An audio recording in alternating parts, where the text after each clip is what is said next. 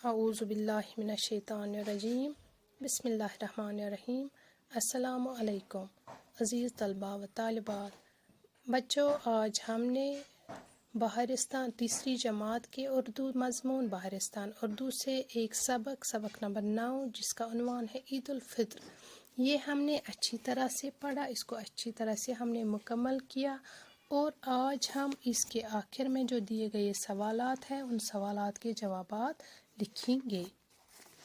بچوں، سب سے پہلے یہاں پہ کچھ نئے الفاظ دیے گئے ہیں جن کے معنی ہم نے یہاں پہ اپنے اس سبق میں عید الفطر کے سبق میں یہاں پہ اچھی طرح سے سمجھا۔ میں آپ کو پھر سے یہاں پہ سمجھاتی ہوں ان نئے الفاظ کی معنی۔ تو سب سے پہلے ہے دھوم دھام۔ بچوں، دھوم دھام کے معنی ہیں شان و شوکت۔ رمضان، تو رمضان اسلامی سال کا مہینہ جس میں مسلمان روزے رکھتے ہیں اور یہ اسلامی کیلنڈر کا 9واں مہینہ ہے۔ عید الفطر، عید الفطر رمضان کے بعد کی عید، وہی جس میں صدقہ فطر دیا جاتا ہے۔ بیڑ، بچوں بیڑ کے معنی ہے ہجوم۔ ہجوم یعنی جو بہت سے لوگ جب ایک جگہ جمع ہوں تو اس کو ہم بیڑ بولتے ہیں، لوگوں کی بھیڑ یا لوگوں کا ہجوم۔ اور عید کے دن لوگوں کا ہجوم جو ہے، لوگوں کی بھیڑ جو ہے وہ مسجد کی طرف جاتے نظر آتے ہیں۔ محتاج، محتاج ہم کس کو کہتے ہیں؟ محتاج وہ لوگ جو ضرورت مند ہوتے ہیں اس کو ہم محتاج کہتے ہیں۔ صدقہ فطر، صدقہ فطر کے معنی ہے رمضان کا صدقہ یا روزوں کی خیرات۔ ٹولی، بچوں ٹولی ہم کس کو کہتے ہیں؟ گروہ یا جماعت کو۔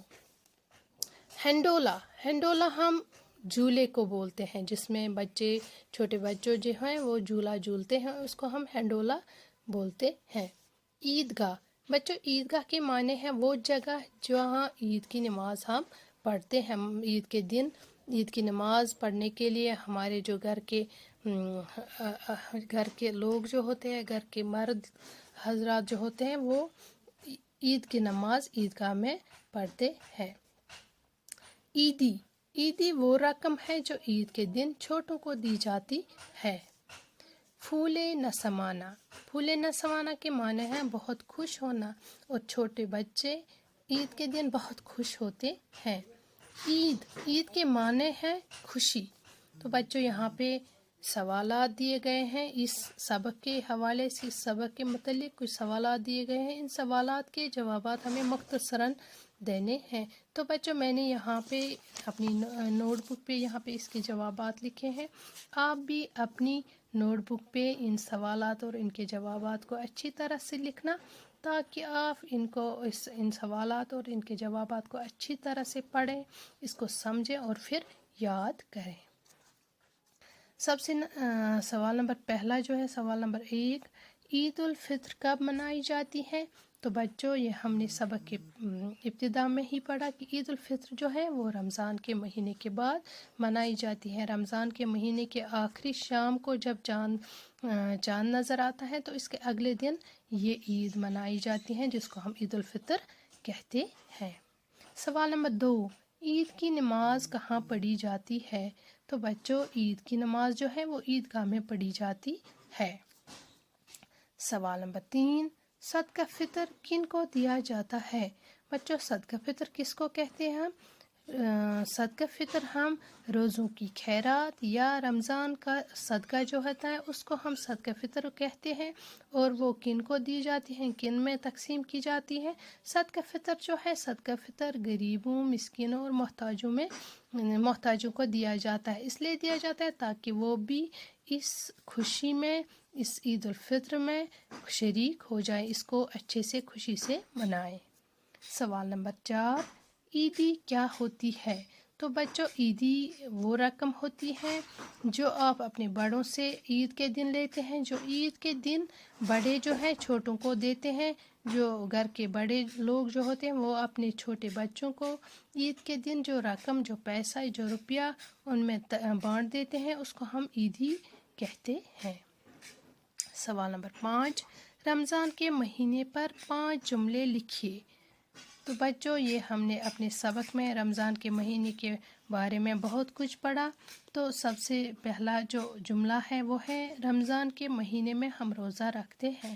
یہ ہم سب بڑوں اور بچوں کو پتہ ہے کہ رمضان کے مہینے میں مسلمان جو ہے وہ روزہ رکھتے ہیں۔ دوسرا جملہ ہے رمضان کے مہینے کے بعد عید الفطر منائی جاتی ہے۔ یہ اس بات سے بھی ہم اچھی طرح سے واقف ہیں کہ رمضان کے مہینے کے اگلے دن بعد عید الفطر منائی جاتی ہے۔ اور تیسرا جملہ جو ہے وہ رمضان کا مہینہ جو ہے وہ اسلامی کیلنڈر کا 9واں مہینہ ہے۔ اور چوتھا جملہ جو ہے وہ رمضان کے مہینے میں لوگ زیادہ عبادت کرتے ہیں۔ اور پانچواں رمضان کے مہینے میں مسلمان زیادہ صدقہ اور زکوٰۃ دیتے ہیں۔ تو بچوں کیوں رمضان کے مہینے میں مسلمان زیادہ صدقہ اور زکوٰۃ دیتے ہیں؟ کیونکہ اس مہینے میں دوسرے مہینوں سے زیادہ ثواب ملتا ہے۔ اگر ہم اس مہینے میں زیادہ صدقہ کریں اور 70 گنا زیادہ ثواب اس مہینے میں ملتا ہے۔ تو بچوں یہ کچھ سوالات تھے اس سبق کے حوالے سے۔ مجھے امید ہے کہ آپ بچوں نے یہ اچھی طرح سے سمجھا ہوگا، اور پھر سے دوبارہ کہتی ہوں آپ ان سوالات کو اپنی نوٹ بک پہ اچھی طرح سے لکھیں، سمجھیں اور اس کو اچھی طرح سے یاد کریں۔ السلام علیکم۔